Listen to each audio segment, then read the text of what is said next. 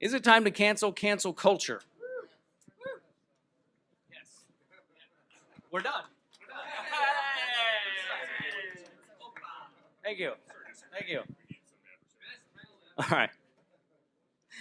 Our first panelist, Travis Wester, who recently received a degree in paralegal studies, is an American actor who got his start in the film industry by playing the part of Austin Sanders in Beverly Hills 90210.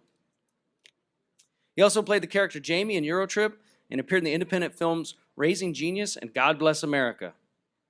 Wester has appeared in television shows like 6 Feet Under, CSI, and NCIS LA. He's one of the lead roles in Ghost Facers, the online spinoff from the show Supernatural, which Wester also co-wrote and directed.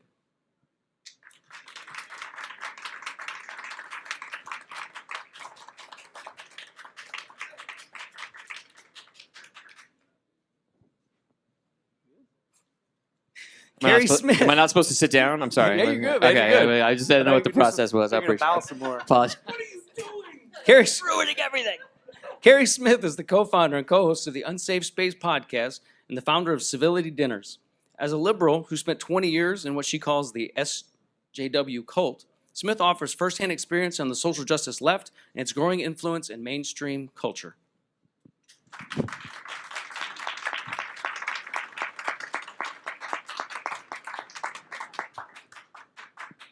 Will Chamberlain is a lawyer and the owner and editor-in-chief of Human Events. He also serves as a senior counsel at the Internet Accountability Project, a nonprofit organization dedicated to fighting big tech's abuses. Will previously worked at the Competitive Enterprise Institute, focusing a class action litigation. Will graduated from Georgetown University Law Center in 2015 and is an active member of the State Bar of California and the District of Columbia.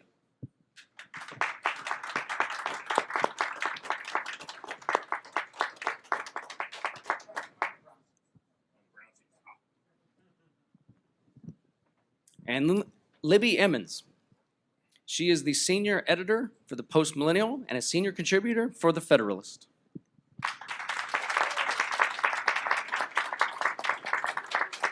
And of course, the best moderator we've all seen all day. Nah. I'll take it. Sometimes you have to take the compliments that are given. So appreciate that. So this one, cancel culture. I may have to be kind of defending the other side on this one because I don't know if we have anyone here that's going to say they're pro-cancel culture. So I may be doing some pushback as moderator just to help us look at ourselves and just do that. It's a good idea to sometimes take the opposite position a little bit. But anyways, cancel culture, what is it? Is it society's latest menace? Or is it an excuse used by people who just want to be assholes? That's what I came up with. So here's the definition, because I'm the least hip person on stage and possibly in the room. I went to Urban Dictionary's top upvoted definition of cancel culture. So this is what we'll be working with. And it says, a modern internet phenomenon where a person is ejected from influence or fame by questionable actions. It's caused by a critical mass of people who are quick to judge and slow to question. It commonly stems from an accusation, whether that accusation has merit or not. It is a direct result of ignorance of people caused by communication technologies outpacing the growth in available knowledge. Is that close, or what does cancel culture mean to you, Travis? Yeah, I think that's pretty close. I think the key phrase that you used was communication technologies. Yeah, it doesn't. It implies that social media might be a problem here. Well, I think you're supposed to be taking the pro position, so I don't know if you would call it a problem necessarily, right? Oh, okay. I think that's right. I think yeah. So the definition is correct largely. I would say though that for me personally, cancel culture is an exercise wherein we have what we colloquially refer to as social justice warriors.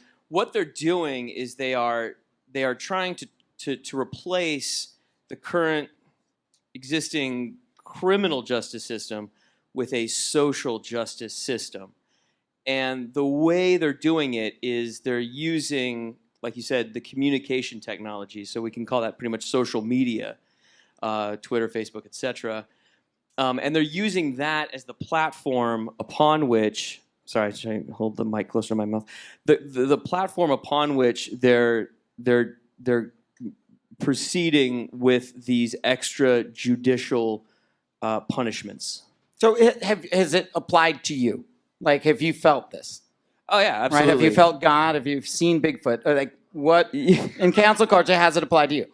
Yeah, well, as it applies to me, I mean, like I was in, I went to Rocky Horror Picture Show for a long time, and I was kicked out of that community because I had the temerity to question whether or not, 50% of the cast was trans. I was like, oh, are they trans, or are they just kind of dressing differently slightly? And that was basically it. And so I felt the sting there. And I think cancel culture comes in a couple of different flavors. We got the overt cancel culture where people, actually celebrate your canceling, and they try to, they overtly, say, oh, Travis is bad, and so on and so forth, or you're bad, and this and that.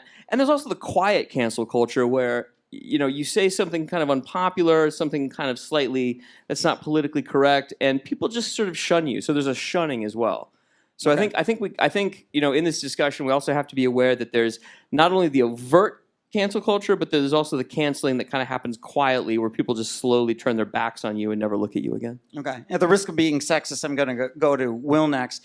And you had written, you'd taken a big issue with the Federalist and Zero Hedge being canceled. Oh yeah. Okay. Absolutely. Tell us what you mean.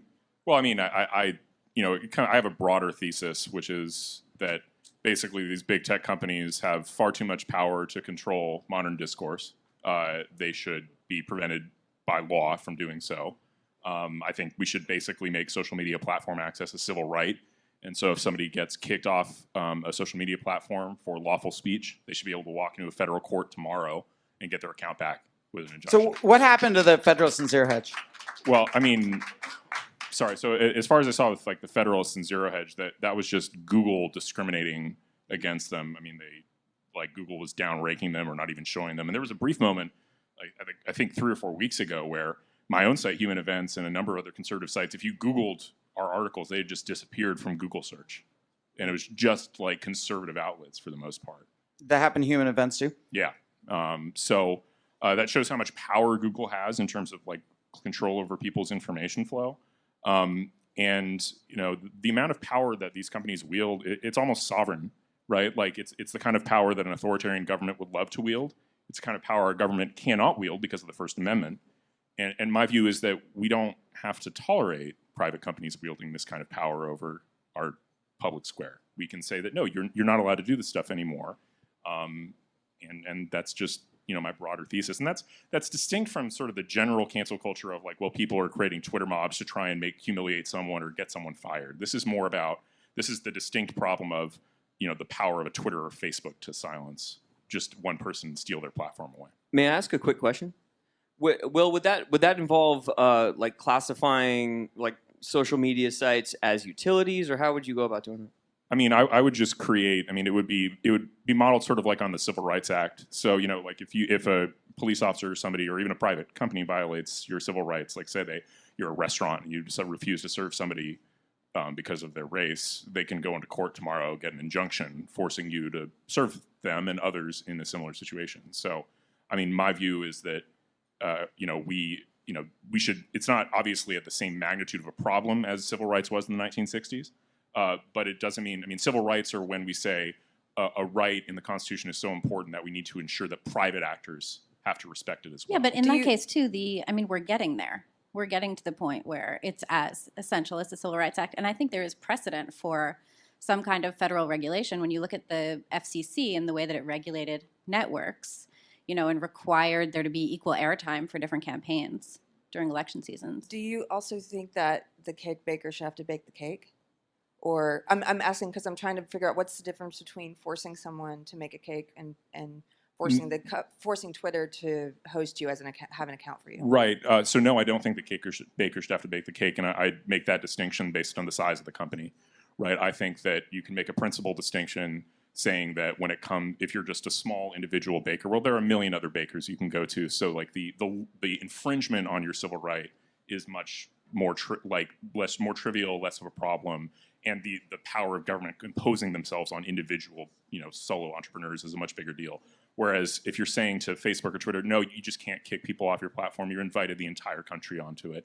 I don't feel that's nearly as significant an infringement. Also because the importance of being able to do business with a Twitter or a Facebook or an Instagram is so crucial that I just think it's something that they shouldn't have the power to take away from you without very good reason. With Google, though, that was when Google demonetized Zero Hedge on the Federalist. It was an NBC initiative where they teamed up with a British think tank, and then they contacted Google and told them that they should demonetize it. So it's certainly, while you make the distinction that it wasn't really a Twitter mob, it definitely was that same kind of like media-driven mobbing situation of those outlets. Right, I'm for canceling news outlets that try and get other news outlets canceled. That's a good call.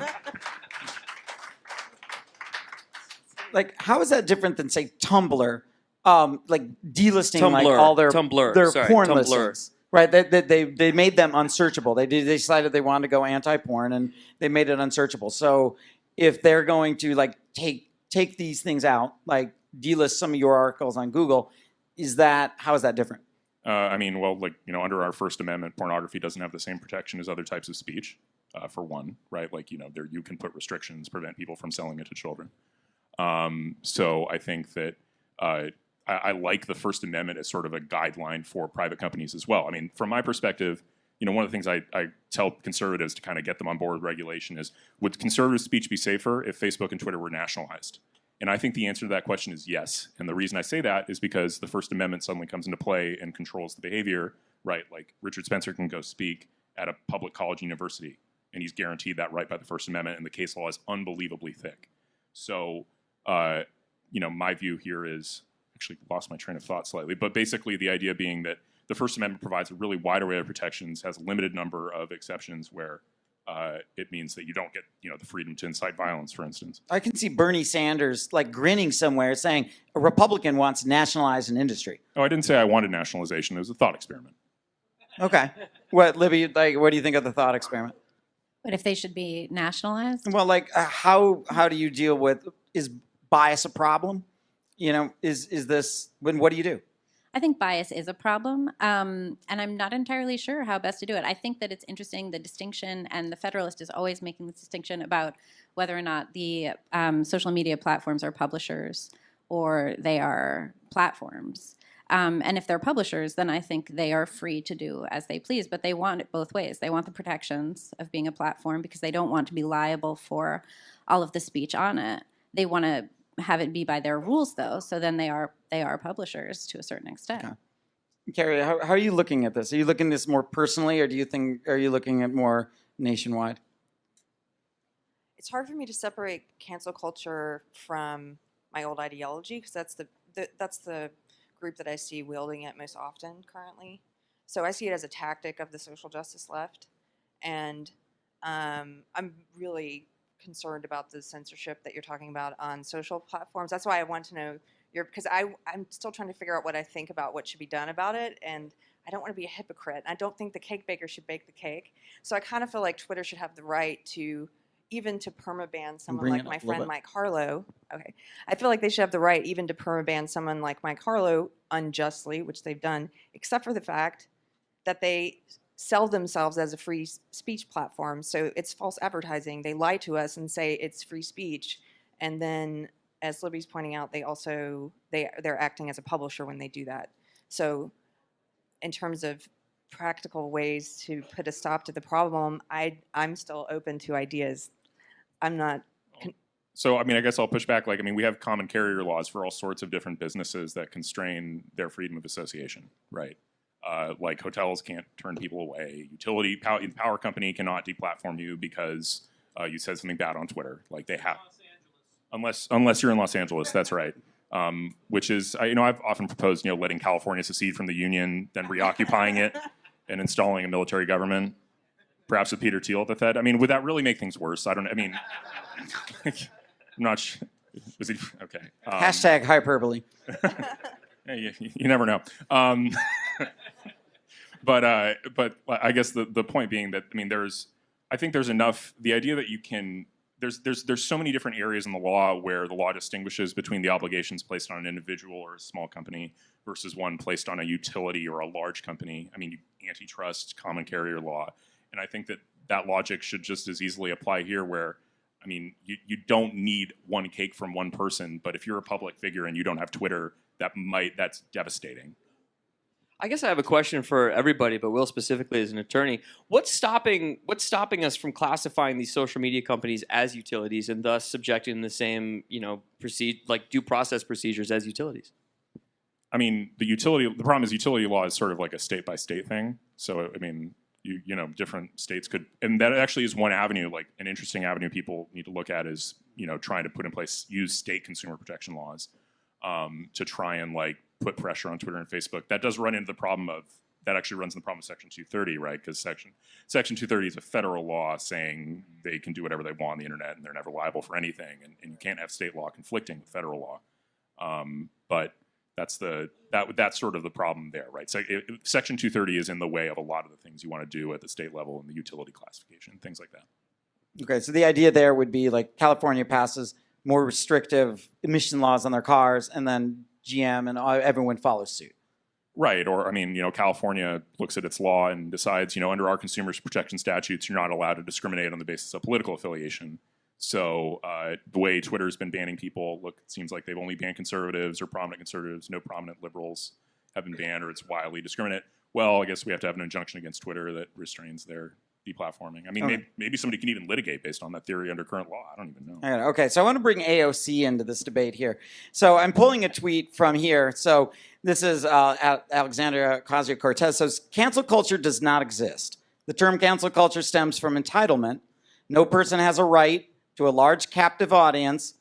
A person isn't victimized if other people choose to tune them out. Odds are you're not actually canceled. You're just being challenged, held accountable, or unliked. It's consequence culture. That's hate speech. She should be banned from Twitter. One response? You want to take it, Keri? I have a response to this. I've seen, this is what the social justice leftists are saying now, which is that it's not cancel culture. It's dealing with the consequences of your actions. They would never say that to a woman who's beaten by her husband. You're dealing with the consequences of your dirty mouth. I think it's an example of their hypocrisy and their willingness to, they don't have any universal principles. They're willing to say whatever it takes to try and win an argument. But they participate in the cancel culture. So they know it exists. And it's more than just choosing not to be a part of someone's audience. She's saying you don't have a right to an audience, and that's true. But cancel culture is not AOC deciding not to follow you on Twitter. It is, like in the knitting community, for example, there have been so many SJW mobbings where these independent shop owners, like yarn dyers and yarn sellers, have been mobbed. And it's not voting with your feet. It's not like I'm going to quit going to your yarn shop. What they've been doing is contacting everyone who works with that yarn shop and threatening them. So the mob comes after everyone you've ever worked with and says, you denounce this person publicly. You never appear at a conference with them. You don't let them come to your conferences. They try to emotionally and financially ruin these small businesses, ruin these people for the most trivial things, for the most trivial slights. I mean, the first SJW mobbing that we became aware of in the knitting world happened because a woman posted a blog about how she was so excited to go to India that it felt like winning a trip to Mars because it was something she never thought she'd be able to do. And they said, that's racist, apologize. And so it just snowballed from there until people who refused to denounce her were then mobbed, smeared as white supremacists and Nazis online. Everyone who worked with them cut ties, denounced them. One of the knitters, Sockmatician, ended up in the hospital on suicide watch. So it's like when they say, we're just voting with our feet, I'm like, no, you're trying to cut people's feet off so they can't work. And you're trying to emotionally and financially harm people.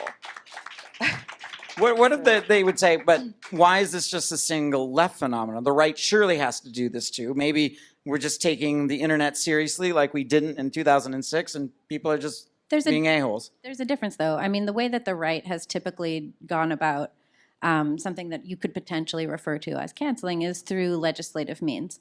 So when you had, I guess it was in the 80s, there were these 9 artists that were given a ton of money by the National Endowment for the Arts. Among them, Karen Finley, Robert Mapplethorpe, Andre Serrano, who did Piss Christ. And these artists were, it's a gorgeous piece too, on top of everything else. These artists were given all of this money. The conservative senators got wind of it. They were absolutely horrified. And they tried to pull all the funding from the NEA, and they tried to, pull funding for these artists. Rudy Giuliani did the same thing when Chris O'Feely exhibited at the Brooklyn Museum. It was a gorgeous piece of artwork. It was the Virgin Mary that was adorned with elephant dung, and it was pretty. But so I think conservatives typically try to do this through legal fashion. And what we see now on the left is it's not just consequences, because there's consequences for everybody who doesn't agree. So it's like a swarm, it's a swarm hive mentality of destroying an individual. And if you don't agree to destroy the individual, then you'll be destroyed as well. And that's not consequences. That's authoritarianism. I think ultimately, It's true. Ultimately, I think it kind of comes down to, where the difference is between consequences and actual punishment.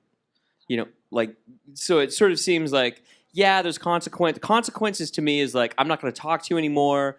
I'm not going to be your friend. I'm going to unfriend you on Facebook. And those are consequences. But punishment is you're going to lose your job. And at what point does the punishment fit the crime? Okay. Anyone else? Oh, I was going to say something. Yeah. I think it's interesting too, because I had a cancel incident myself, and it was in 2018, and it dragged on for a while, and it was really unpleasant. But then recently, I got word from another friend, but an old friend of mine from college started calling our mutual friends, telling them that he didn't like the work I was doing in the Post-Millennial, and they shouldn't talk to me anymore. And I heard this from one of my friends, and she was like, "Are you aware that he's going around calling everybody?"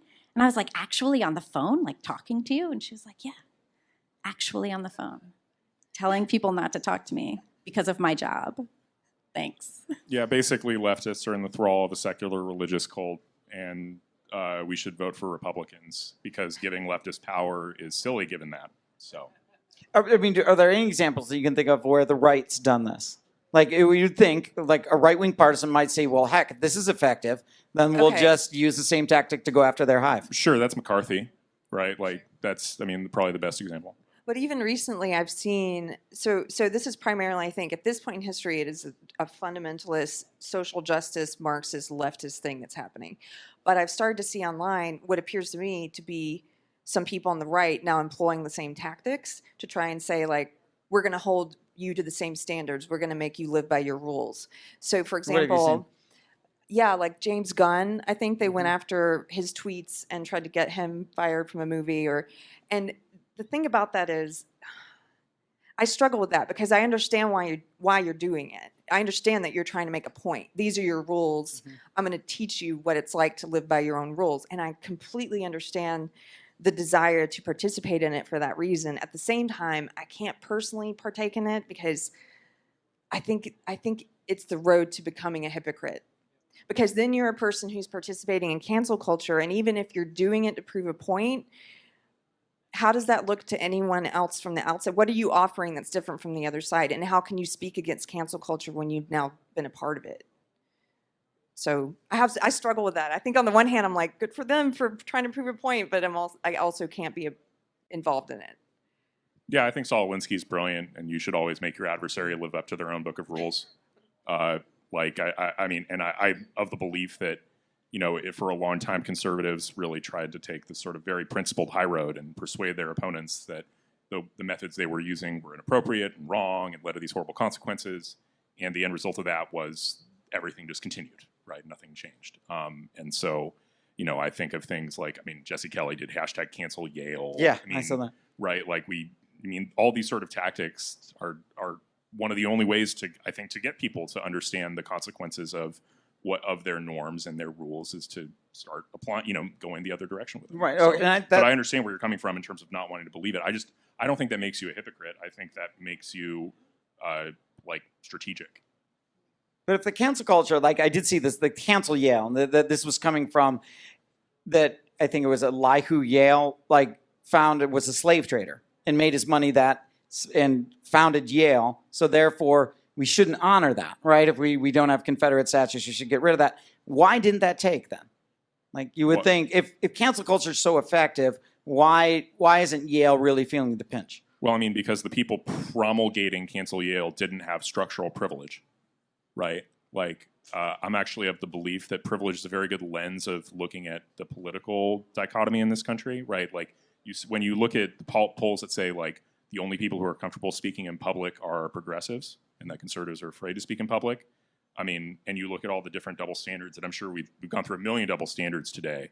A double standard is just a manifestation of unexamined privilege, right? So basically, like, the way I look at it is in modern society, given the fact that progressives control the media, culture, civil service, academia, they have a functional privilege, and thus when they try to cancel someone, there's actually a meaningful chance of it working. When conservatives try and play it back, even as a joke to try and get people to understand, I mean, the reason they don't succeed is because they lack the structural privilege necessary to impose their preferences. Yeah, for Yale to get canceled, it would have taken progressives saying that Yale should get canceled. And, for the conservative side, certainly it would be very difficult, I think, for someone to cancel someone who writes for the Federalist or for the Post-Millennial, because any progressives coming after those writers would not have any standing with those with those organizations. Okay. But in that case, is Milo canceled? Like, in some ways, he seems the most canceled person of all by both sides. So is Milo being they both canceled him. deplatformed from CPAC and all of that? Is that cancel culture? Everybody did it to him. Yeah. I mean, just because he got it from both directions doesn't mean he wasn't canceled. Okay. And is that different, though? But where's the saying? What if they said, well, he just stepped over the line? Where is the line? Like, Well- what did Milo do wrong? Like, do you like that Milo was canceled? I did a podcast when he was canceled, like the week after he was canceled, and my argument was, I basically took the John Stuart Mill approach, and I just kind of said, if unless you are omnipotent and omniscient, there is no reason to think that you have reached the end of knowledge, and if you haven't reached the end of knowledge, then why are you canceling someone who just has a different opinion from you?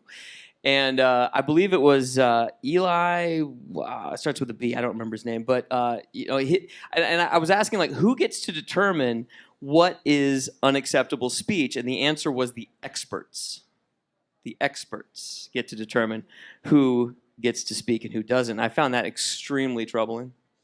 It does seem like people who were inherent on canceling Milo and who do cancel people like that, and they reach out to the organizations that host them or to the people that are close to them, or in some cases friends, family, workplaces, it seems like it would be more honest and forthright to deal with that person's ideas in the forum of discourse as opposed to undercutting them. I think that would be more of a due process sort of situation in the public sphere. Yeah, I mean, I thought it was terrible when Milo was taken out of CPAC and had all the conservative organizations coming against him. We've seen less of this lately, but there's always been this problem with, like, conservative organizations doing something of the bidding of the left when the left tries to write articles, which is an interesting additional part of this problem. In particular, I remember he was canceled for comments on Joe Rogan. I think it was over, like... No, I believe it was over comments about the actress on Ghostbusters. That's what got him banned from Twitter, but I think... Twitter, I'm sorry. Right. You're talking about CPAC. I'm talking about CPAC. The CPAC thing was over, like, the Joe Rogan pedophilia comments, and I was like, but he was the victim of... Yeah. He was, and that was really appalling to me. It's like, he's a victim of that. So, I have mixed feelings on Milo because he's threatened to write hit pieces on me for the last, like, year. I don't know why he does that, but it's just weird.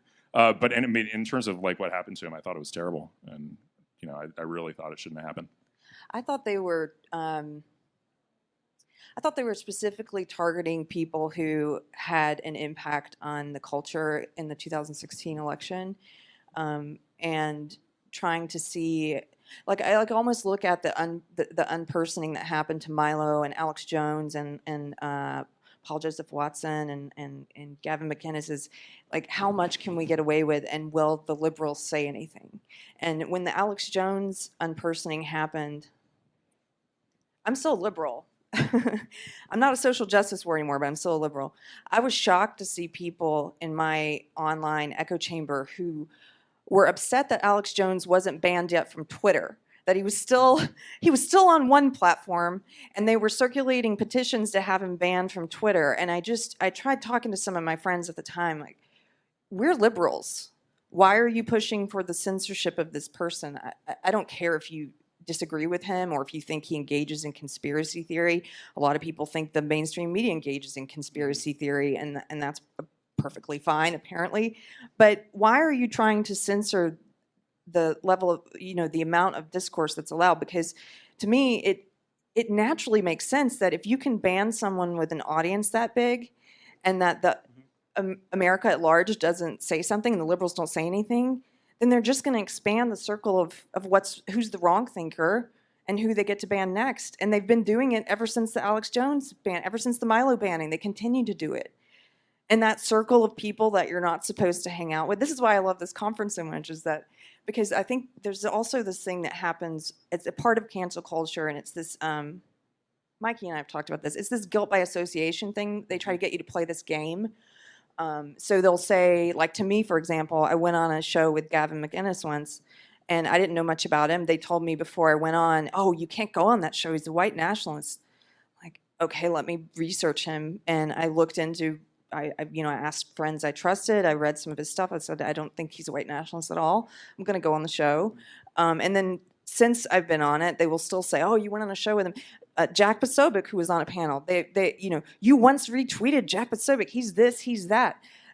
I'm sorry, I'm not going to play that game, because if I play that game, no matter what you're saying about that person, one day you're going to be saying it about me. If I'm participating in it and there are people I won't be on stage with, or I won't do a conference with, or I won't retweet, then that means I'm just broadening that circle of who's the untouchable.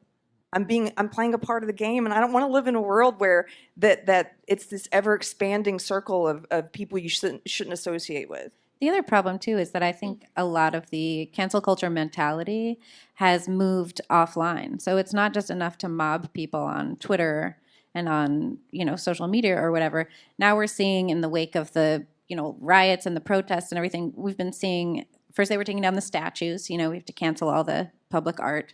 But then we had a situation where just recently I've been seeing videos of people, protesters, whatever, wandering through Seattle yelling with megaphones at people's houses. Like, come out of your house. You don't get to have that house. Or like going to mayors' houses and screaming. Or, I think in, and it was in Colorado. In New York, this one was actually kind of fun, but de Blasio was allowing all of these fireworks to go off all the time, and so a bunch of people showed up at his house, and they were like, if we can't sleep, you can't sleep, and they just started smashing their horns outside of the Gracie Mansion. But it doesn't stay where it begins. It moves, and so it's gone from social media, and now it's in the streets, and you can just cancel people physically, So do you think it started with Alex Jones? What if I said, but Alex Jones isn't because the reason he's canceled isn't because he's a conspiracy theorist, and it's instead his comments about Sandy Hook just went way, way over the line, and then I can cite that the Women's March, right? This isn't a right-wing thing, it's a left-wing thing. They went over the line because they were too close to anti-Semitism. They also got canceled. Ergo, it's a line thing, not a right-left thing. But what does it mean to cancel? This goes back to what I was saying about discourse, right? Because canceling, I think, has a lot to do with attacking someone's personal situation, not just saying publicly, I disagree with you, and here's why I disagree with you, and I'm going to tell everybody why I disagree with you, right? Cancel culture has a lot more to do with personal insults and smears, attacking people's friends, attacking someone's workplace. There are all of these stories. I think Me Too was a great example of total, complete, reckless canceling going on, So men's lives were completely destroyed. They lost everything. And it was all in a lot of cases, it was anonymous accusations online.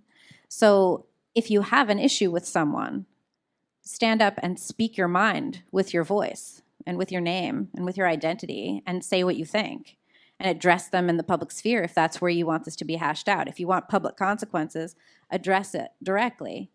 But don't go around sneakily going after people and trying to get a bunch of people to sign an anonymous petition that you think somebody's trash. That's just a bullshit way to handle yourself. Well, if I was gonna steel man the cancel culture position for a second, I would say that like for example, Alyssa Milano, who started Me Too, she wasn't anonymous. She didn't start it. Alyssa Milano. It was Alyssa Milano and the other one, the one that shaved her head. Rose McGowan. Thank you, Rose McGowan. Alyssa Milano. I'm pretty sure it was a black lady that started it. Me Too. Yeah, wasn't it? Yeah, she coined the term, and then these are the two celebrities who like They jumped on the Oh, bandwagon. Yeah. they popularized it. I apologize. Thank you very much. Thank you. So I would say that what they did is they were able to do an end around on that criminal justice system I was talking about earlier, where they were able to hold people accountable in ways that the criminal justice system was not able to. That's because the people hadn't committed a crime. So if it's not a crime and you can't take it to the criminal justice system, if it's someone has inadvertently touched your back or made you feel shitty about yourself because you don't have the confidence to stand firm on your own beliefs, then that doesn't have anything to do with criminal justice, and it shouldn't be in a criminal situation, and it shouldn't be like a public stoning either. It's just not okay to do that to somebody. If it's a crime, take it to court.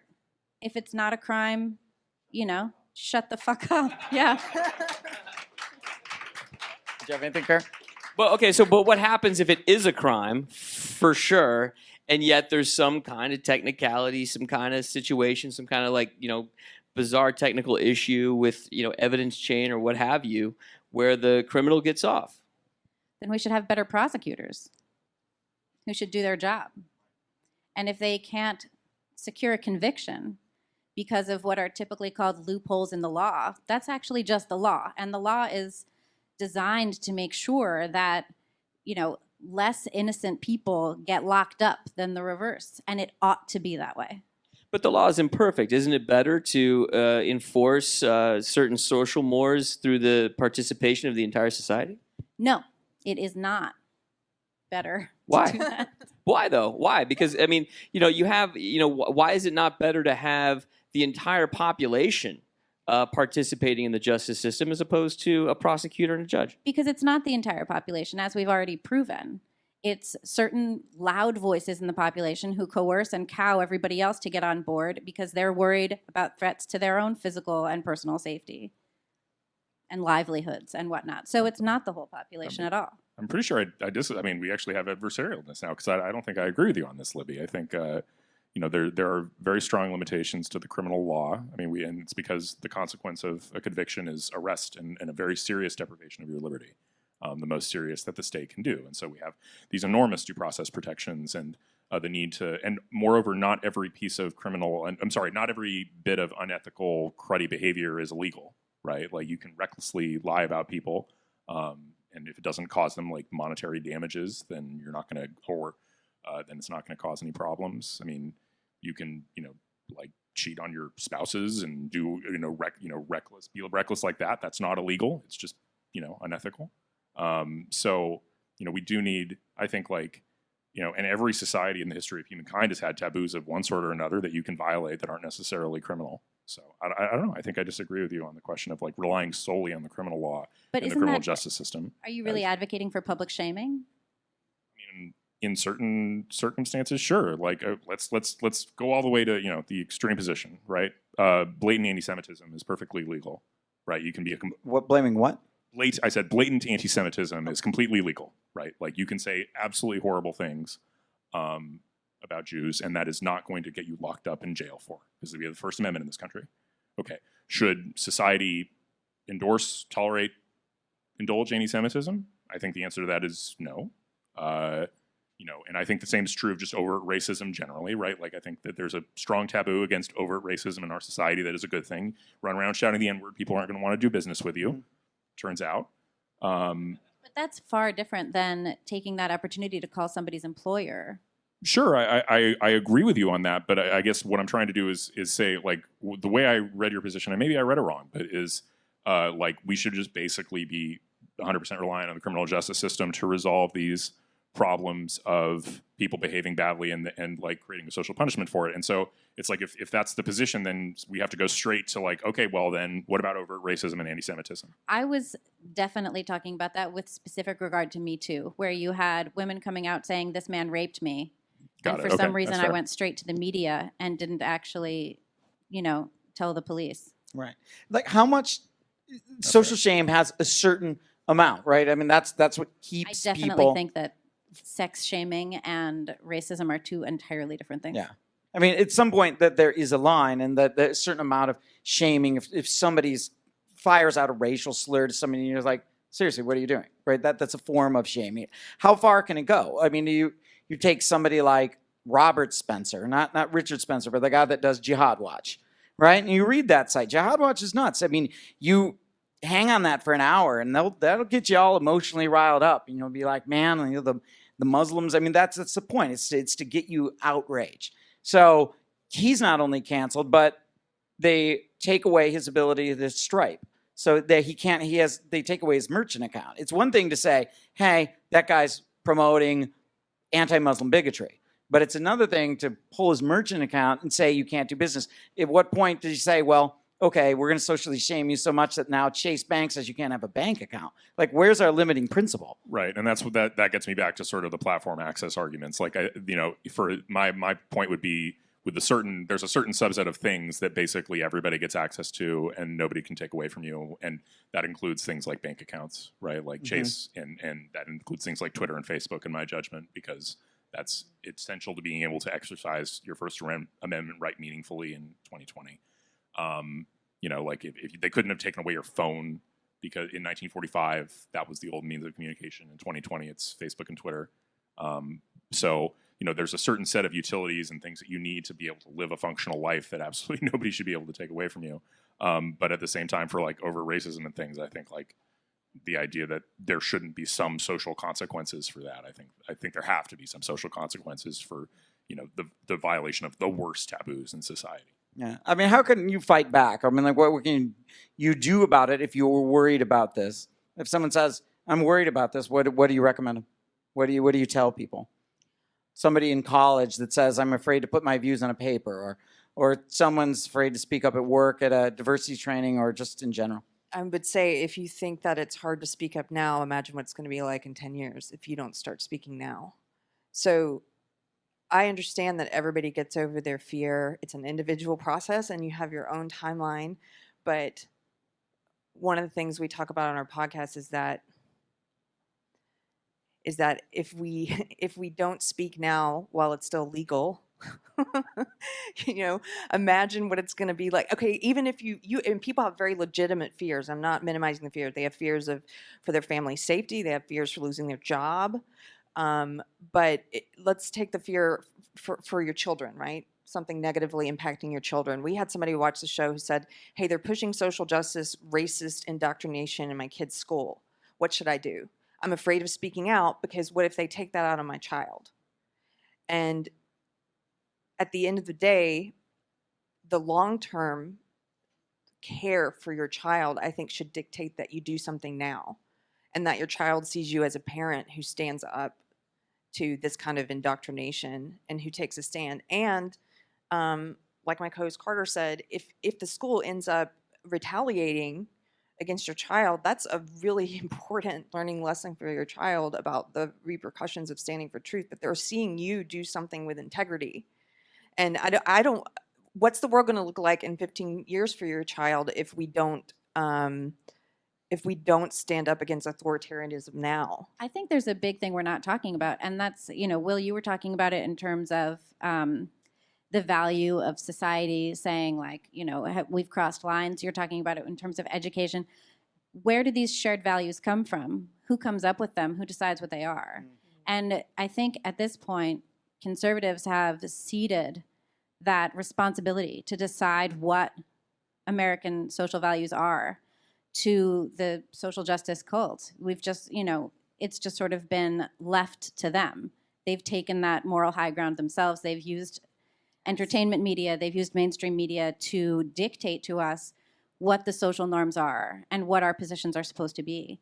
And I think that's something that needs to be fought back against by standing up for principles. Principles and ideology, we were talking about this before, they are not the same thing. Where do our shared values come from? At this point in our country, do we have shared values? And if we do have them, what are they? What are they based on? They certainly can't be based on the Constitution at this point if everybody is running around saying that the Constitution is racist, right? If we remove the basis upon which we have built our society and have created the shared values that we can use to keep everybody in line from being anti-Semites and racists, what do we have left? So do you think this is like the more cultish behavior or just the lack of shared values?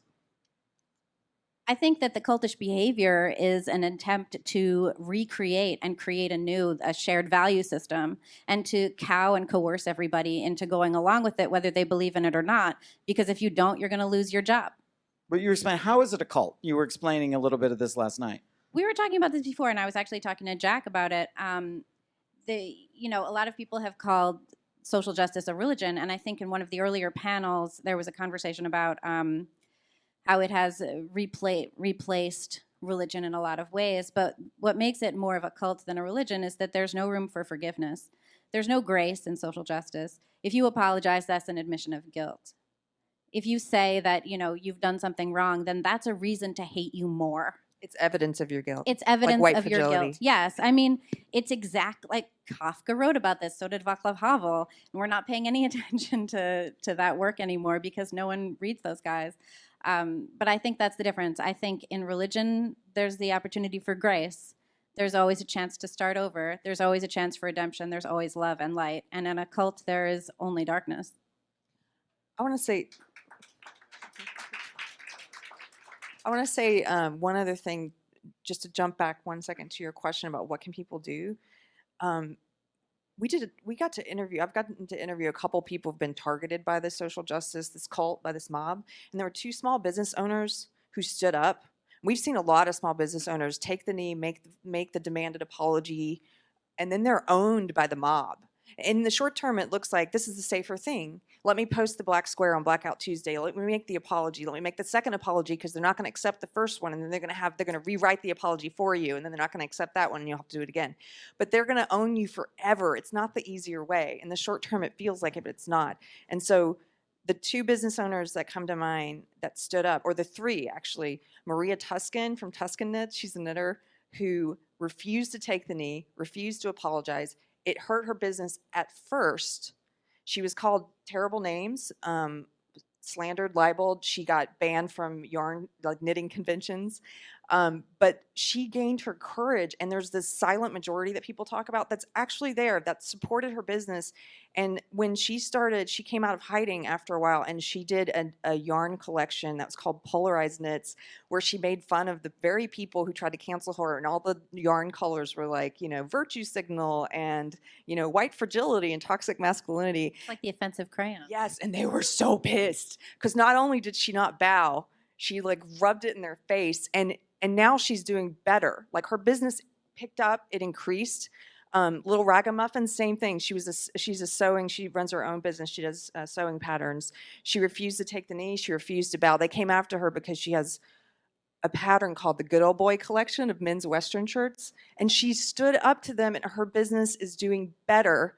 And the third I'll plug is Skeins Yarns, Marie Buskey in New Zealand. And the thing she said to do if you're a small business owner is, when you're at the center of it, she just felt like, we're going under, this is so loud. And they hired a PR consultant who said, you need to quantify the people who are mobbing you to see how big it really is. And so they started quantifying it and tracing who are these people. And it was basically 10 people who were very loud with multiple accounts. And so they decided, this isn't the majority of our customer base. We're not going to listen to them. And they didn't take the knee. And the silent majority of their customers thanked them for it. Thank them for standing up. So people want to see you be brave. Yeah, I mean, so you're saying transfer it from a culture of heroes instead of a culture of victims. Yes, do the thing that no one else is doing. Be the brave one who says, I'm not apologizing for something I didn't do. I think the population that could tip the balance here is, you were just talking about, people that were on the left. You were saying, Libby was saying, you're talking about conservatives being silent. I think the main population that could really tip the balance are those silent, liberal Democrats who still believe in individual rights that pre-exist government and are not assigned by government but are protected by government. Those liberals have been quiet for the last 10 years and they need to speak up, and that's what I think needs to happen. Where did they go? I'm right here. Me too. I'm I right think some are here. Yeah, I mean, liberals need to vote Republican. Sorry, guys. Like, it's two choices. You can be in this sort of like alliance with the conservative nationalists and have like the kind of old school two-party democracy where you have two parts, or you can submit to the Marxist left, right? So pick one. The Republicans are more liberal now. Yeah, I mean, in that sense, right? Like, so I mean, Sure. I mean, it's like, they are an imperfect vessel. Like, I will definitely grant that. I have plenty of problems with them myself, but in terms of, I think you're absolutely right about on an individual level standing up, refusing to apologize when no apology is warranted. I mean, also, you should never public apologies are BS because you should apologize to individuals you've wronged, not to the public broadly. So don't apologize and vote Republican. Libby, have you seen people survive canceling? Sure. Yeah. What? Give us an example. I ended up just starting my whole career over. Okay. So I was a playwright before. I got canceled by my feminist theater collective because I don't think men are women. And that turned out to be a big no-no for the feminists. Yeah, so I got What did you kicked out. say? I wrote an article in Quillette about transhumanism and the undercurrents of transhumanism in Western culture, including AI, body hacking, and transgender, talking about how these movements were answering the Cartesian question about the mind-body split, saying that there is a split, definitely. So strange how these feminist movements have been co-opted by biological males. It's quite impressive, actually. It when was you think really, about it was quite amazing. So I had, I went to Columbia for my MFA. I had professors coming after me. I had friends coming after me. I had people publicly saying that we weren't friends anymore. So I switched, and now I'm a conservative journalist. So fuck you guys. Now, some people say that the cancel culture is in fact going the other way. Again, I'm going to cite AOC, who says many of the people actually canceled are those long denied a fair hearing for their ideas to begin with. For example, Palestinian human rights activists, abolitionists, anti-capitalists, and anti-imperialists, rather than the spicy contrarians who want to play devil's advocate with your basic rights in the New York Times. And I'm guessing that she could be referring to Tom Cotton and his suggestion that perhaps federal troops should go in to stop riots. I mean, And he was then booted out, and his piece destroyed was the put in the opinion editor, section right? of the whole New York Times opinion section self-destructed because It of did. it. Right. So they wanted to have a spicy contrarian article by Senator Tom Cotton, and they get canceled. But she's saying, no, it's the people that have never gotten a fair hearing to begin with. I mean, is there any legitimacy, in your opinion, to that argument? those people are throughout academia. Like those ideas are just they're everywhere in academia. For one thing, I mean, the 1619 project just won the Pulitzer Prize despite enormous historical inaccuracies pointed out by every major history professor. Like I think this view of reality that the real victims of cancel culture are leftist activists is bizarre and does not map onto the reality that I've paid attention to. Right. And she does seem to contradict the first statement that cancel culture doesn't exist, but this is going obviously the other way. But do you see anything that anti-capitalists are being canceled at all? Because it does seem like the Bernie left, to Steelman, that like he's not super fond of capitalism. The DNC's tried to rig things. You know, they have a bit of a gripe. So is there any cancel culture going the other way? He just lost to the majority opinion of his party, basically. right? I mean, isn't that what happened? They just decided to go another way. He didn't. I mean, he's still a senator. He still has plenty of platform. He's not at risk of losing a social media platform or losing any access to the any of his broader political power. Nobody's going to not publish his op-eds. Yeah, He's saying he doesn't have a job. I think the question is does Trump have a job or is he just an elected official? I think I think there are examples. I think the senator, oh man, he did the you're good enough, you're smart enough, and damn it, Al Franken. Al Franken. So he got canceled, right? But I think besides that, He resigned. Yeah, he resigned. He never should have resigned. Well, okay. So, and I think you're right. And I think too, here's the thing: you say there's no forgiveness in neoprogressivism or whatever you want to call it. There is. If you are a dyed-in-the-wool neoprog, if you are truly, contrite, then you will be forgiven. Like, if you do something bad and you have this long record of just towing the line and saying the words that you need to say, if you do something naughty, or if you have a naughty tweet from 17 years ago, you can be forgiven if the apology is properly subservient and you genuflect on the altar of social justice. well, Okay, good. So I was asked to give an example. All right. Sarah Silverman. Okay, boom, Sarah Silverman. Is that good enough? kind of. I have an interesting one. It's Ralph Northam. Yeah. Right. So Ralph Northam got forgiven because Democrats at their core aren't just they do have a very ruthless streak to them. I actually made a bunch of money betting on him because if you remember, it was like February 2019 or something like that when this whole thing came down, and everybody was sure he was going to resign. Everybody was certain of it. It's like he's gone. He can't get over the fact that he was in a Ku Klux Klan outfit or something like that. He's done. And I was like, no, I'm betting that he's not going to resign, that he's going to be in power. I mean, I got like 4-to-1 odds. It was great. I made a bunch of money. Right.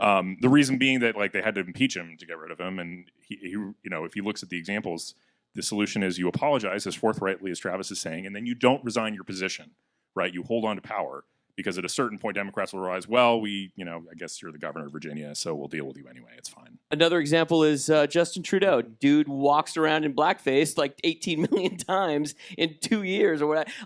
He runs around in blackface like it's just super cool. And then all this and he's like oh yeah, but whatever. And then everyone's like yeah, whatever, cool. Blackface is cool. He even has a Trudeau. massive financial scandal right now, and nothing's Yeah. gonna happen. Everybody's like, meh. He's so corrupt, and everyone's like, yeah, but you think that trans rights are human rights, so you're good. Yep, that's privilege right there. That's what you guys are talking about. Beneficiary of a double standard, privilege. Well, in this case, political privilege, because both of those people are politicians. Yeah, progressives basically benefit from systemic privilege. I don't know if that's the right way to phrase it. But Well, it's okay, so all right, so you want an example that's not a politician. How about James Gunn? I mean, didn't he just get rehired? Yep. So there you go. But did who's the guy Kevin Williamson? He was conservative. Doesn't he have a job Canceled. still? What? He has a job. No. Well, I mean, he was canceled in a very particular left-wing way, right? He was super opposed to abortion, which is a way that will not get you canceled among conservatives, right? Okay. Being too anti-abortion is not a problem in National Review. But it is, the Atlantic, the fact that there's even conservatives who even still contribute to the Atlantic is bizarre to me. David French still contributes to the Atlantic despite the fact that his colleague was horribly mistreated. It's kind of embarrassing, really. Is David French a conservative? In his own mind, perhaps, but not in any meaningful way. I'm told he's not. I think it's interesting the ones on the left who do get canceled and can't come back. It has to be something so egregious, like Harvey Weinstein, for example, is not coming back. But he's That was also criminal. That was a criminal situation. Yeah. But Boom. the other thing is that the thing that saves the social justice people usually from being canceled is that their ideology is correct. And so what was interesting was in Harvey Weinstein's apology, he was tap dancing but I hate the NRA. That was in his apology. And for anybody reading the apology, he's why is he talking about the NRA? Because that's what he was trying to say. But I'm on the right team, guys. like get out of jail free card. Not enough for that crime, but that's why he mentioned the NRA. All right. Fair enough. I was being told we're questions for the panel, so anyone that wants to fire up, hop in line and go ahead. That was quick. That was an hour. Stephen, you first? Yeah, I'm so curious. So we talk about cancel culture. Why aren't we talking about Trump and Kaepernick, or Trump wanting to throw people in jail for burning the flag, or any of the other times Trump has threatened to open libel law against journalistic outlets? I'm so curious why he's absently mentioned here. He's just one dude. Like libel, he can't open up a libel law. He can't prosecute people for burning flags. Nobody's going to take him seriously. You don't think the head of the executive branch has any power to influence any type of policy whatsoever in the U.S. government? I didn't say anything of the sort. Now, also your point about Kaepernick, I don't know if you noticed, but the entirety of the NBA is currently kneeling alongside him. Like the idea that these people have been canceled in any meaningful way, and that it's comparable to people being just like a baker or a knitter being unable to run their business. I mean, that's a bizarre claim. Kaepernick got paid up millions of dollars by Nike to take a knee. How long was he not playing for? Does it just not count because he has too No, much it's money? it's because he's a lousy quarterback guy. Oh, really? Yeah, that's a big one. Yeah, he's not very good. So none of just curious. So then none of us up here think You don't have to be a Trump- good quarterback to work for Nike, to be an advertising campaign. But I don't know a lot about sports. You have to be a good quarterback to be out there playing, though, right? Right. You don't have to be a good quarterback to sell shoes. You just have to. Okay. You just have to You have can- a. okay. So none of us here are concerned about any of the statements Trump has made regarding free speech. We don't care. He's just one Well, guy. I think we well, should open up the can libel you give laws. us That's the one? thing. Yeah. Yeah, I what's think your that's example? speech that actually Sure, causes what- tangible damage, right? So we should be more like the UK then. Yeah, absolutely. Our libel laws are bizarre and allow people to lie almost relentlessly. I think, and I don't see that there's any tension between that and my broader position on free speech. If you lie about someone in a way that causes them damage, even if you're just negligent, you should compensate them. So New York Times v. Sullivan, the malice yeah, I statement, believe that it should be overturned. tossed I think out that was completely. wrong. Okay. Yeah. Yeah, I agree with Will. Thanks. Throughout all the panels, I've seen a general theme of people being for America and American values, but not really being able to define them. And I think this gets to a larger underlying thing of here. We don't have a real positive definition for our morality, so we allow the left to sort of dictate things as being moral that may not necessarily be moral or virtuous. I don't think virtue signaling, for example, there's anything virtuous about it. I think it's actually ideological loyalty signaling. And that connects to what the left is of how these people can get away with these violations. Like Will's talking about it being the privilege of Justin Trudeau and people who have the right politics to actually say these things. So my question is are these actual violations, these things that are getting people canceled? Is there actually a morality there that we need to are these actual moral violations, or is it the fact that American society has lost its moral foundation? So we don't really know what a moral violation is. That now we just imagine these things as moral violations, and people searching for moral violations are just finding things to outrage. And because we can't answer that question of what is virtue in America, what are the moral foundations of America, we can't fight back, and we can't move that conversation forward. So instead we just have these moral panics. What do you think about that? These are ideological violations. They're not moral violations. And I think that the morality has been given up, as we have given up so many of our institutions that exist between government and private life. So, we had churches and civic organizations and things of that nature that used to basically give us a sense of morality and say, here are several tenets. This is how, you can, when you have decisions to make, you can look to these tenets and they can help you figure out what right and wrong is and how you can come to make a, correct determination for how you should proceed with your life. And we've substantially given those up, and we've replaced them with, online mobby discourse. Yeah, and isn't that the cult of the woke then? Isn't this because we don't have churches, or we don't have a good answer anymore to what's the positive morality? We instead fall back on this woke I mean, ideological stuff. I guess I sort of disagree here, like in the sense the woke have a, this is sort of a common thing in conservatives. Conservatives are like, liberals are moral relativists. We are the ones who are like have a cognitive view of what good and evil is, right? That's a classic conservative trope. It's like, I don't understand how you could view the left in 2020 and not see that this is a people who has a very clear view of morality and what good and evil is. It's just bizarre, right? It's just wrong, but it is definitely like Manichean. It's based on shifting sands. I mean, it's not based in anything. You can so easily find positions that are directly contrary held by the exact same person. I don't know. I would say it's based on the postmodern perspective that reality is predicated on language, and that if we change the language, we change the reality. So I think ultimately, like for me, that's the morality. Is like you are good if you are good in the way that we have defined good. For me, the way that we have defined good today. Exactly, and the way that we define good as opposed to them. And I would say that for me, the morality, American morality, should be defined largely by the first 10 amendments of the U.S. Constitution. One of the things that really pisses me off is when progressives talk about the First Amendment, freedom of speech, as though it's just merely a legal technicality. Oh, well, I'm not the government, so the freedom of speech thing doesn't apply to me. No, freedom of speech is a moral truth that we all need to live by. It's not just the government can't stop you from saying that. So I think for me, if we're talking about American values, I think it's if you look at the first 10 amendments of the U.S. Constitution, it's pretty clear what our values are. Yeah, I totally agree. Yeah, First Amendment's a good guide. I'm a fan. All right, I have a friend who recently lost his Twitter. I have a question to field for him. First off, he'd like to say hello to Mr. Chamberlain and Libby. Mr. Ian Miles Chung says hello. Oh, Ian says hi. Yeah. Hi, Ian. Okay, Ian's a hi, wonderful Ian. employee of mine, actually. Yes, so. indeed. I think you should give him a raise. Oh, he gets perfectly fine compensated for his. He's doing great work. Maybe.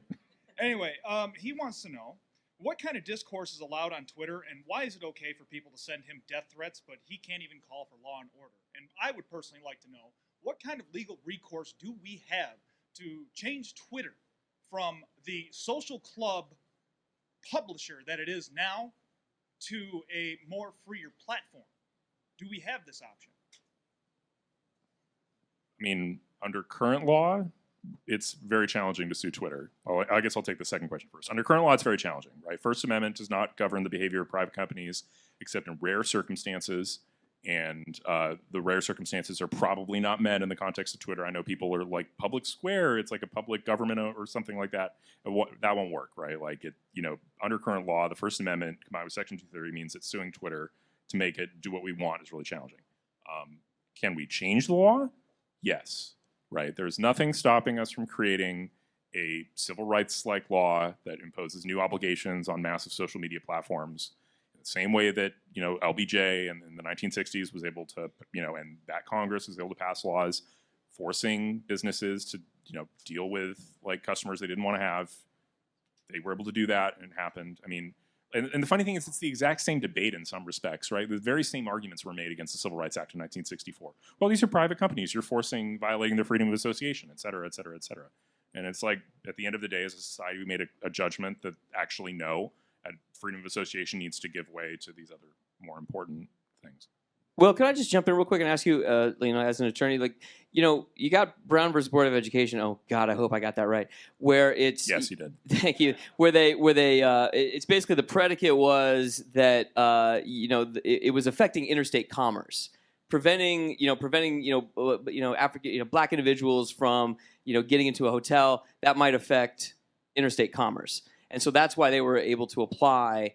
They were able to establish that. So my question is like, what is stopping us from applying that exact same rationale to these massive social media platforms that obviously affect interstate commerce? Oh, nothing. The idea that it would be the potential constitutional problems with the kind of laws I'm thinking about would be there would be a First Amendment objection, but there's no question that like the government has the power to regulate private companies, right? That engage in interstate commerce. That's the Fifth Amendment. That's the Commerce Clause.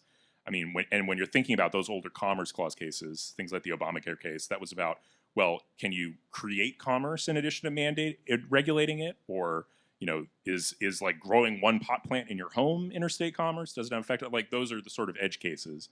But in general, like, yes, Twitter's engaged in interstate commerce. U.S. can regulate interstate commerce. U.S. can regulate Twitter.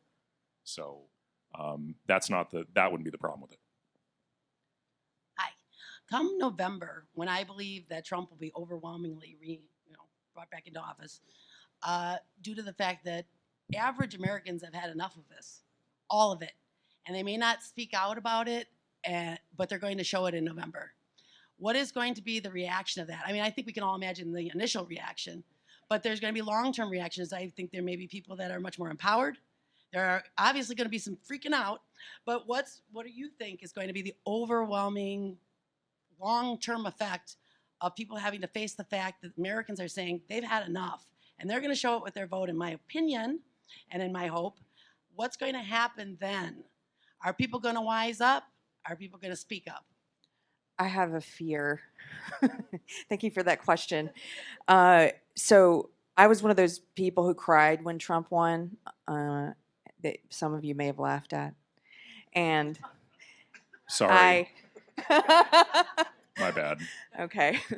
Well, so my evolution in the past 4 years has been, it was partially started because I was trying to figure out why he won, because I wanted to make sure he didn't win again in 2020. And so I started leaving my carefully cultivated echo chamber. I started listening to people I'd been told I shouldn't listen to because they were XYZ, they were this, they were that, things that I didn't know from my own experience. I just took these received opinions and they were my own, right? So I started getting outside of that echo chamber, and I couldn't understand why I was being met with so much hostility from people in my social justice world, because I thought pragmatically, if we want to win in 2020, we have to understand why he won so we can beat him. But that was because at that time I was still in the cult, and I didn't realize it was a cult. And I didn't realize that we weren't allowed to question in that way or to try to get to the truth. So we were told it's just racism and sexism. That's the only answer. And if you go looking for truth, you're exercising your privilege somehow because you're countering our narrative. And so my party did not learn their lesson. And instead of moving away from the very thing that I think handed him the win, because I think in some part his win was a reaction to the overreach of this authoritarian identity politics-based Marxism on the left, instead of learning from that, they embraced it more fully and they've doubled down on it, and it has become so culturally dominant in the past 2 months. It's being spoken by all of our major corporations, academia, entertainment. My old party's completely eaten up with it like a cancer. And part of me is hopeful, and I think if he wins again, because I'm worried about tampering, personally, I'm worried about the fix being in. But if he wins again, I think the reaction is going to be so over the top. My hope is that, okay, that's what it takes. It takes a second crushing defeat for my old party to learn its lesson and to return to the roots of liberalism. And that we'll see an age of enlightenment after this like dark age on the left. But my fear is that it still won't be enough, and we're going to have the dark age is going to last for a little bit longer.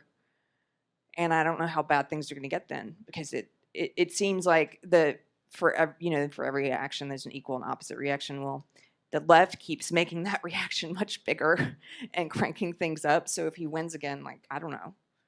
My fears are very bad. I also have very high hopes. What do the tea leaves say for you, Will?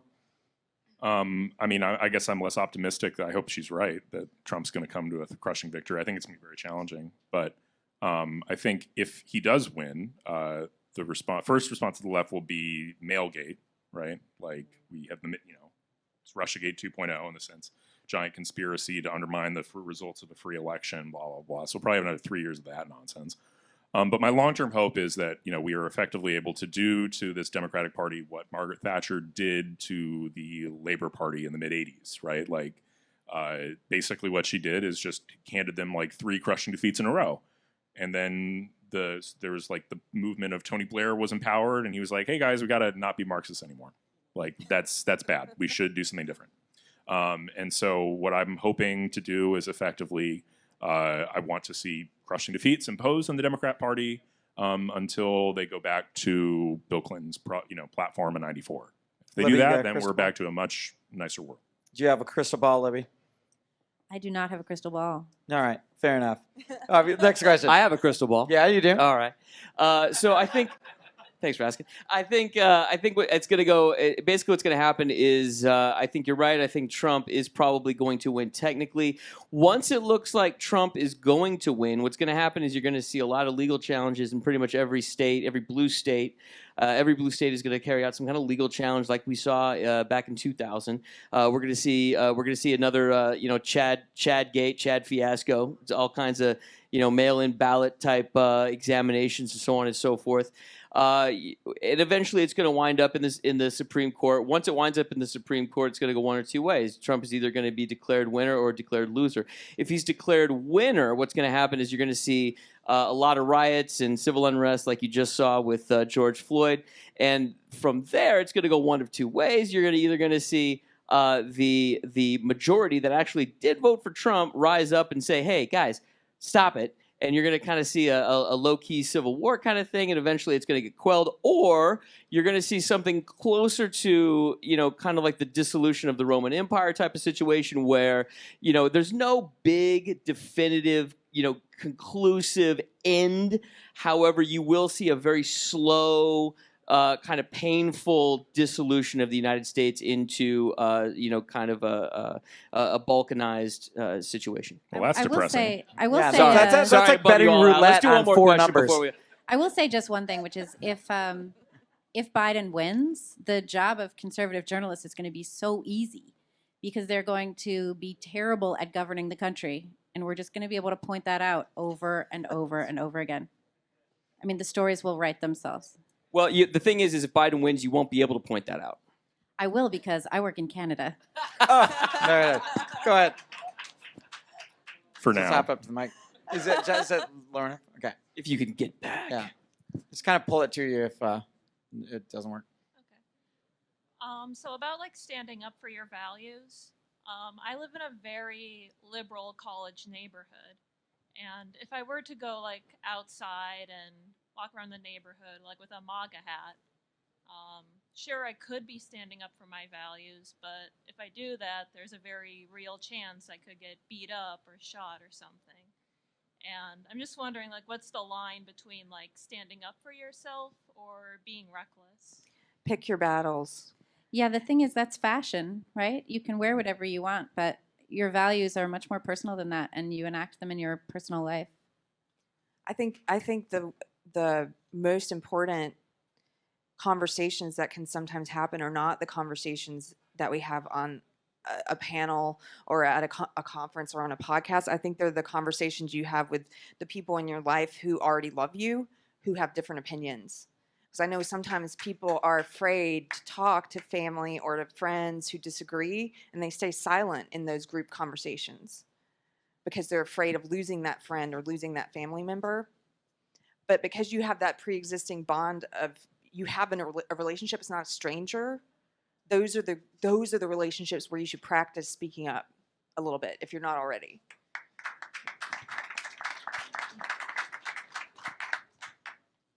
I mean, don't wear a MAGA hat around in liberal neighborhoods. You'll get beat up. It's a terrible idea. I don't. I've lived in liberal neighborhoods my whole life, and I generally don't do that. I only wear them in like private. But would you be more likely to advise like having conversations and saying, "I'm not so sure about X," as opposed to a MAGA hat, which is more of a slogan? Right. I mean, yeah, like, have conversations with your friends and your family, and definitely have courage, especially if someone's out there demanding a public apology from you. Don't give it to them.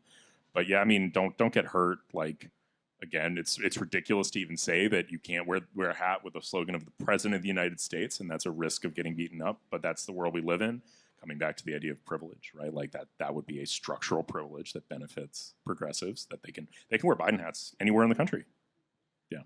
I think for me, I just got back from lunch with Poroshenko and Mike Harlow, and she was wearing her "Make America Great Again" mask on her fist as she walked into the restaurant. She was like, "Yeah, we'd like to sit there," and I saw the this is just like 2 hours ago, and I saw the hostess just going, "Oh!" Like I watched the hostess actually have an allergic reaction. She's like, "Oh!" like that, and like and so we go and we sit down, and and I saw the host just like motioning to the guy behind the bar, like, "These people over here, look at this," and I still ate the Thousand Island dressing. You just kind of have to get into your own personal piece. I would say that you got to if you got to go lunch counter if you're gonna walk the walk, you got to talk the talk, and so on and so forth. I would say too, though, that if you're in a conversation with your family, your friends, or whatever, and you don't agree with what they're saying, at this point, at this juncture in 2020, I would say just an act of resistance is something so small as simply not agreeing, as simply not saying the words. Like if your mom or your whatever is saying like, "Oh, Trump's terrible," and "Oh, he's such a racist," just kind of just smile and don't nod. Just kind of go, "Well, okay, how about them Brewers?" Right, just like that. Okay. Next question. Hi, this question was prompted by Will, and I do want a response from him, but the question is open to the panel. Will, you said that we need to vote Republican, and Yes. that basically it's necessary to maintain a sort of a two-party system or any sort of normal political system. Yes. Maybe, I don't know, maybe it's just me, but it seems to me that large parts of the Democratic Party aren't necessarily woke, and many Democratic leaders, so for example, Nancy Pelosi or Joe Biden, even Obama, aren't exactly woke. And so my question is, how big do you think how big do you think the woke are in the Democratic Party? What percentage of the party do you think they make up? Oh, it's probably like a third, something in that neighborhood. I don't know exactly what, but the problem is that they actually are in effective control of what people are saying. The fact that you didn't have a single legislator on the Democratic side condemn the burning of a federal courthouse, that's unbelievably dramatic. That basically everything was portrayed as a peaceful protest. The level of they're not willing to criticize the left even when it does absolutely absurd things means that the left is actually in control even if they're a minority. I'll answer that as a liberal who's voting for Trump. They're all speaking it. So I don't care if they're a true believer and they're a true believer woke, or if they're just beholden to the ideology. But all the party leaders are speaking it, except for Tulsi. I voted for Tulsi in the primaries because she didn't speak woke. Me too. But even Bernie, I voted for Bernie in 2016. I couldn't vote for him this time around because he started speaking woke.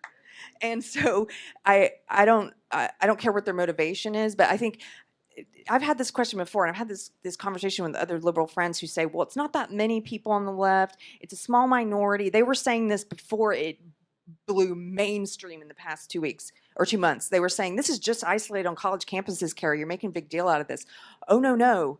It's everywhere now. And it may still be a small percentage of the left, but they hold all the power. They hold all the microphones. They have all the powerful positions. They run culture. They run social media. They're in academia. They're in entertainment. They run social media companies. They are currently, all the Democratic Party leaders are speaking woke. Even the Libertarian, I started looking at the Libertarian Party, and Jo Jorgensen started speaking woke. And that's not libertarianism, so I can't vote for her. Anyway. Real quick, I know we're about to wrap up, but I would also say that to answer your question, the fact is that Nancy Pelosi, all those people who aren't necessarily woke, they see how powerful wokeism is. Yes. So they're going to use it as a tool, even if they don't believe it themselves. All right, see if we can get one more in. Thank you. Yep. Hi, loves. Oh, hey, Mike. I'm so happy to see all my friends here. So I got to say, Will, I'm really happy to hear you talk about actual solutions for this, because I'm so damn sick of people on our side. They are useless. So many of them just do nothing. In a lot of ways, so I guess not everyone knows. I think I'm officially the most banned person ever on Twitter. 3 times they permanently banned me. Yeah, you I should guess be it's able to like walk into court and get an injunction and force them to give you your account back. Thank And you. there, you can write a law that would do that. That should be the goal here, at least on that particular problem. Thank you. I'm so sick of we now have people on both sides saying they're a private corporation, they could do whatever they want. So you have liberals and people who are supposed to be on our side for it. And just myself, I've seen so many times that a lot of well-known free speech and anti-censorship people, the moment you're banned, they disconnect from you. I mean, Milo knows that, I'm sure. I feel like we really need to start making a big case out of every person who gets banned, because it's just one more person, and there's going to be nobody left soon. I feel like every person who is banned and censored, we need to take each person like that, like the left does with George Floyd and with Breonna Taylor. And they do the same thing electorally. I'm in New York. They don't try to win elections. So how much ground can we keep giving to them? So I'm really glad that you guys are talking about solutions. So what do you think? What more do you think? I mean, I think we need to make the individual cases. I think we have gained a decent amount of rhetorical ground. Like, we have people like Josh Hawley and other good legislators who are making the right noises on social media censorship. But we need to keep pressing. I think, again, the phrase I like is platform access is a civil right. This should be treated as a civil right. You should, basically this platform shouldn't be able to kick you off for lawful speech. And if we make that the end goal, and bully any remaining sort of lawfully establishment Republicans into adopting that policy, then we'll at least have a chance in terms of next time if we actually regain Congress. All right, let's do last question.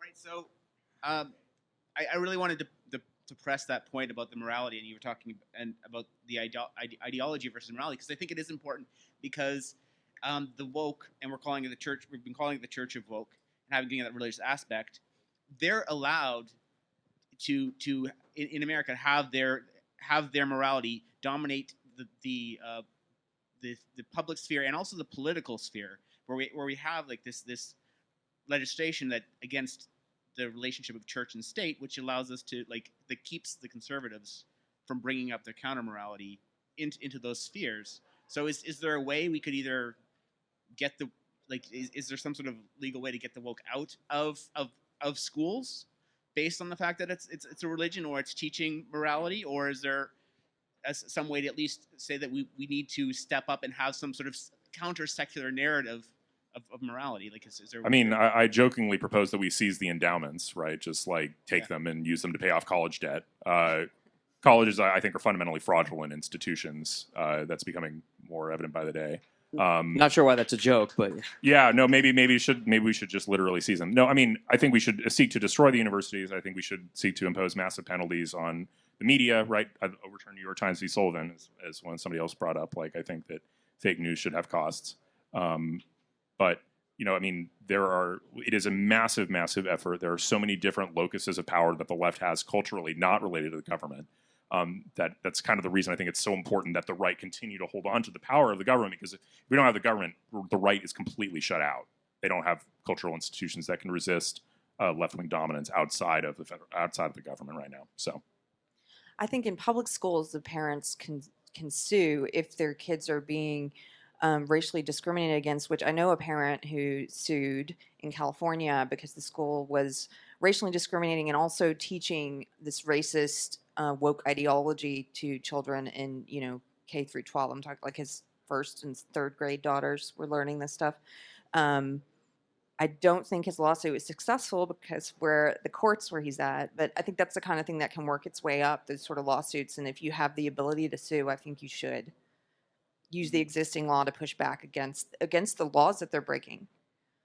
I would add on to that as well that I think the only way to fix the education system is to subject it to the pressures of the open market.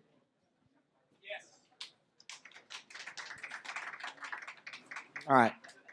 So, all right, thanks everyone. We're gonna take a break, and then the final panel will be up next. And go grab a drink.